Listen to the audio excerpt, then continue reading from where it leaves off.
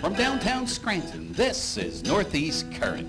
WQPX invites you to join us as we explore public affairs, current events, and arts and culture in northeastern and central Pennsylvania. Now, let's meet today's guests on Northeast Current. Welcome to Northeast Current. My name is James May, and I'm the Regional Press Director for the Pennsylvania Department of Transportation. My name is Mike Toludo, and I'm the Safety Press Officer for the Department of Transportation.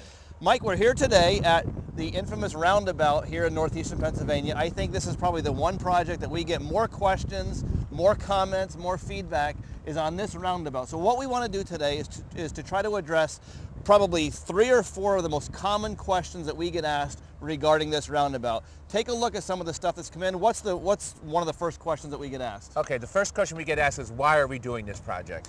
Well, this is part of a much bigger project.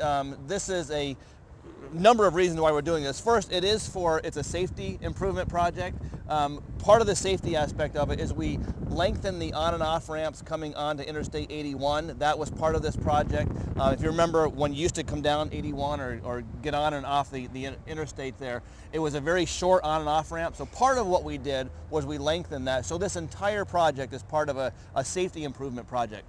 It is also part of an economic development project. Right behind us up here is an access road, a brand new access road that's going to go back to the industrial park. What we're hoping is going to start happening is trucks will get off here, and instead of getting on Interstate 81 and going down through State Route 315, DuPont, Pittston, down that area on 315 and going through little towns and boroughs, they'll come up here and use this new access road to get back there. So part of it's safety, part of it is economic development, and the third part is for traffic mitigation. And whenever I say that, people always think I'm talking about the fact that we're trying to get less traffic or more traffic here at the airport and we have some issue with traffic. What we're trying to do, like I said before, is to get the trucks that are currently getting off State Route 315, DuPont, Pittston area, to get those trucks to not be going down through the towns and the boroughs in that area, to come up this way. So we're really trying to pull the traffic away from that intersection down there up to here. So it's for safety, it's for economic development, and it's part of the traffic mitigation aspect for the northeastern Pennsylvania. Well, the second question that people most ask is a safety issue. So explain more into the safety part of it. People, because roundabouts are new, people have this fear that roundabouts are unsafe. The stats are just completely the opposite. So far, with traffic circles that we've put in Pennsylvania so far, we've seen about a 60% reduction in injury-related crashes. We've had no fatalities at intersections that have traffic circles. And the reason for that is simple. If you're in a crash at a traditional intersection, a stoplight, a stop sign, there's a good chance you're going to end up losing your life because a car will come through and T-bone the person or hit them on the front end. And that's how many people lose their lives, is in those type of accidents. That's where you have your serious injury-related accidents. At a roundabout, you end up not losing your life, but you might lose a mirror because you're coming in and the angle that people are coming in at, it reduces serious injury-related crashes by about 60%. So roundabouts have been proven to be much safer than a traditional intersection. We hear a lot of feedback from the public that New Jersey is doing away with traffic circles, and why is Pennsylvania now adding them? Good question. Yep, and a traffic circle and a roundabout are two completely different animals. You're right. New Jersey is removing traffic circles and they're replacing them with roundabouts. Just a couple differences. First of all, a traffic circle is a much larger conglomeration than a traditional roundabout would be. The cars that are coming in have the right-of-way. The cars that are in the intersection and they're in the roundabout, they have to yield, and so it's reverse. It's a completely different animal than what a roundabout is, but actually in New Jersey, they're taking out traffic circles and many times replacing them with roundabouts. Okay, one final question. We want to talk about efficiency. Okay. Can you explain to us why, maybe you said that before, but why are they more efficient? Well, it doesn't have to be us, because I know that with us being with PennDot, people may look and say, well, we have a vested interest in saying that they're more efficient. You can go to Mythbusters. It's a TV show. Go to mythbusters.com. It's some guys that go out and they look at some of these theories that are out there and they put them to the test. They came out and they wanted to test this, and they came up with the same conclusion that the engineers at PennDot do, and that is that roundabouts tend to be about 30 to 35% more efficient. And the reason for that is a car doesn't have to stop and wait. If you come up to a traffic signal, if there's no cars coming, you're not supposed to run that red light. Here, as long as there's nothing coming, you can go ahead and make your way through. So with all of the traffic that we're anticipating coming off the interstate once the trucks start coming up here, we had to come up with an intersection that would be much more efficient than your traditional intersection, and that's why we went with the roundabout design here. We get a lot of feedback from the public driving through this area. What is your advice to them? Well, first of all, I would give the advice here that I give at any location when you're driving. Put down your phone and just pay attention when you come through this area. One of the things that we see is that a lot of people are on their phones while they're trying to navigate. So anytime that you're driving, especially anytime that you're in a work zone where there's people out that are actually working there, please put down your phone and really focus and pay attention.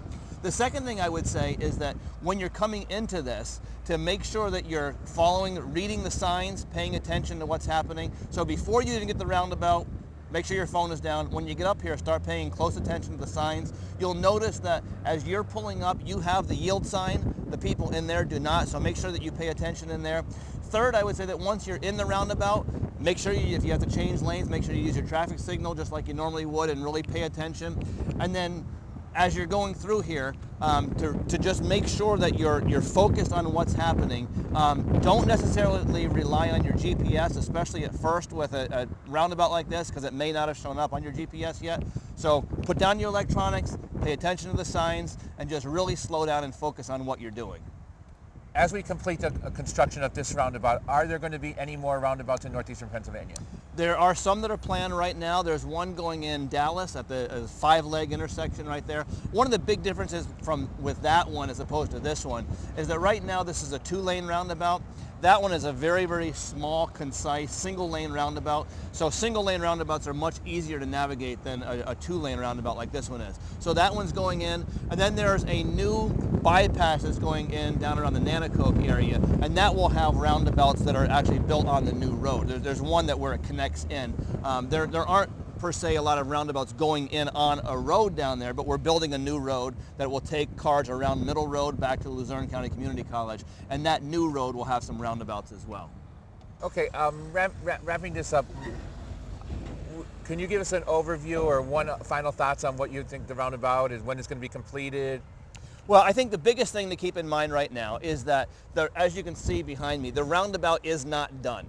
We are getting a lot of people calling in and saying, I went through the roundabout down at Avoca. It's horribly designed. I couldn't find my way through. I got all confused down here.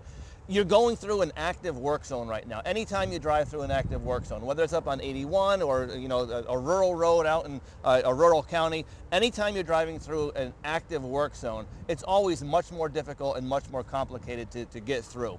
This is an active work zone. As such, it's much more complicated now. When it's done, which will be later this summer, early fall, and we open the access road up there and we get rid of all of these temporary signs, we put the permanent signs in place, have the lights running, I think people will find it to be much easier to navigate than what it is now. So this is sort of the future for Pennsylvania. There's going to be a lot more roundabouts coming to the area, and we hope that by doing this we've been able to just answer a few of the questions so that you understand kind of why it is that we're doing this, but also to help you understand a little bit easier ways to try to navigate these. If you have any other questions on either the roundabout or anything else that we do at PennDot, you can email Mike or me. My email is jamay@pa.gov, and my direct phone number is 570-963-4044. And on behalf of Mike Toludo, the Safety Press Officer at PennDot, and I'm James May, thank you so much for joining us.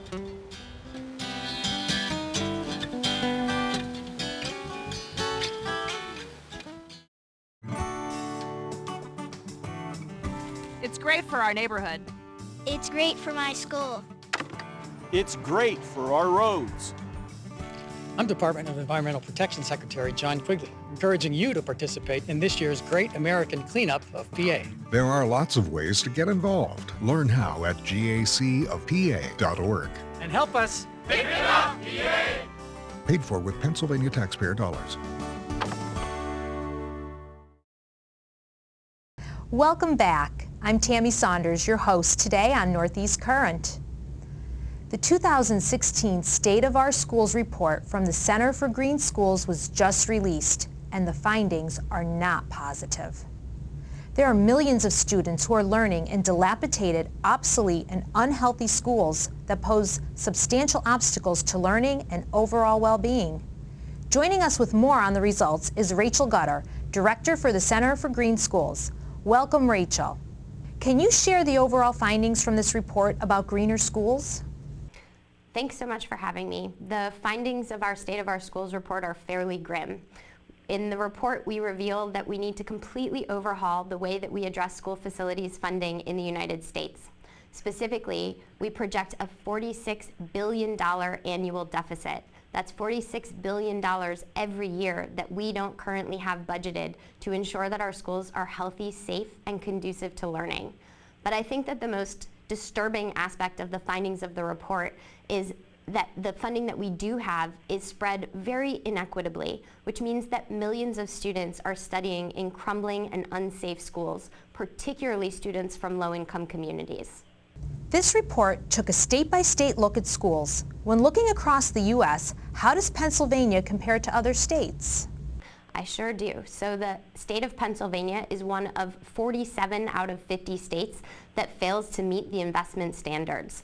That means that the state of Pennsylvania faces an annual funding shortage of $1.8 billion. That means that the state is only spending 70% of the modern standards. There is a silver lining to this, which is that all across the state of Pennsylvania, green, healthy, and safe schools are popping up. There are nearly 70 LEED certified schools across the state. Rachel, how does the school environment negatively affect the children attending every day? Well, it's not just my opinion. Studies have drawn a clear link between the condition of school facilities and the health and well-being of occupants. We know that poor indoor air quality leads to everything from increased asthma attacks to lower productivity, and that crumbling schools in disrepair result in lower attendance and higher rates of suspension. So really, when we look at the condition of our schools, it's a matter of equity in our education system. For parents out there watching, what should they be doing to help? Well, we've all got to band together to solve this crisis. The most important thing that a parent can do is understand the state of your school. Get inside of that school and begin a dialogue with your school board members, with your elected officials. Let them know that the state of your school is unacceptable and that we can do better by our children. Parents and everyone else can visit stateofourschools.org. That's where you'll be able to find the full State of Our Schools report, in addition to a state-specific outlook on Pennsylvania. And you'll even be able to check out how spending in your school district compares to our recommended levels. Rachel, in your opinion, what's the timeline or outlook for getting things changed and meeting some of the goals? I absolutely think that these challenges are surmountable. It's going to require solutions at the state level, at the local level, and probably at the federal level too. But these dollars aren't so far outside of our reach. Every year we invest trillions of dollars in our infrastructure, and the school's infrastructure is the second largest category after roads and bridges. So really what this requires is for us to make this into a national dialogue and demand from our elected officials at the state and national levels that we make this issue more visible and invest the necessary funding in the places where our children learn. I'd like to thank Rachel for joining us today, and we will be right back after these messages.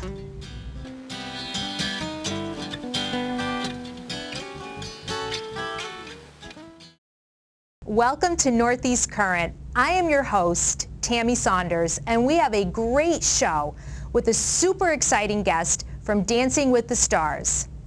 Today's topic is one of my favorite pastimes, traveling. Did you ever see an exotic show and say, I wish I could do that someday?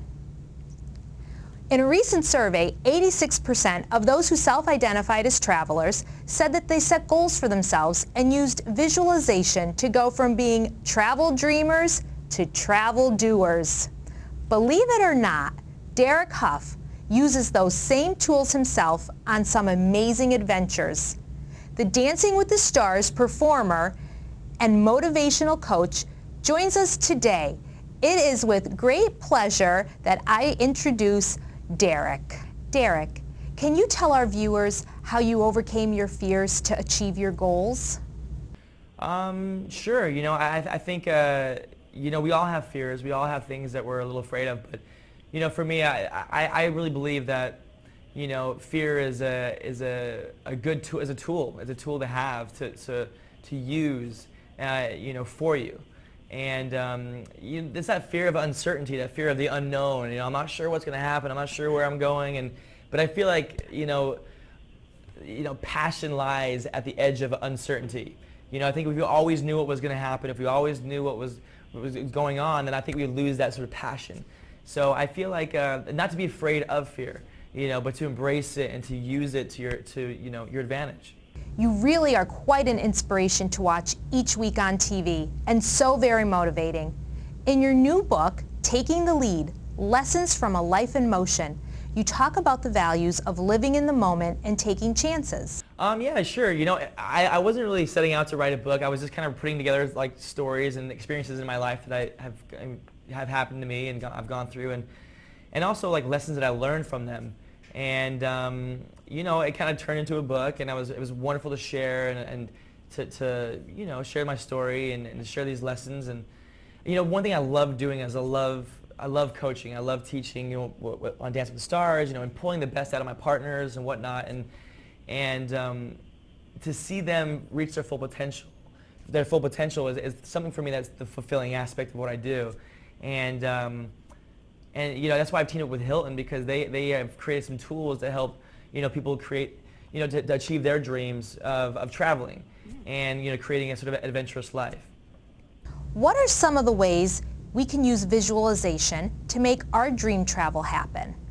Sure. Well, one, I love to travel. I think it's really important for me personally because I love that dynamic of seeing somewhere that I've never been before, and it's like good for my soul. You know what I mean? I get inspired by it, and so I really encourage people to when they're dreaming about something, it's just kind of like a thought, but when you write it down, when you create something that's visual and tangible, it starts to become a reality.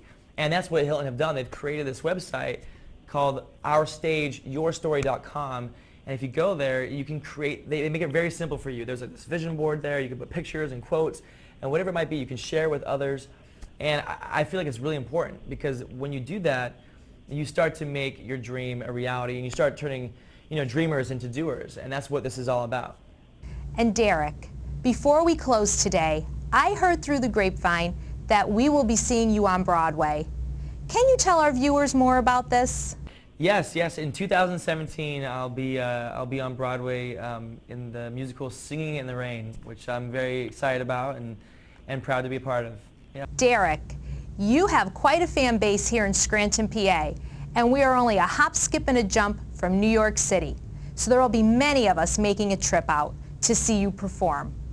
Thanks for all your inspiration. Thank you so much. I really appreciate it. I'd like to thank Derek for joining us today on Northeast Current, and please tune in next Thursday, 6 a.m. for another episode of Northeast Current.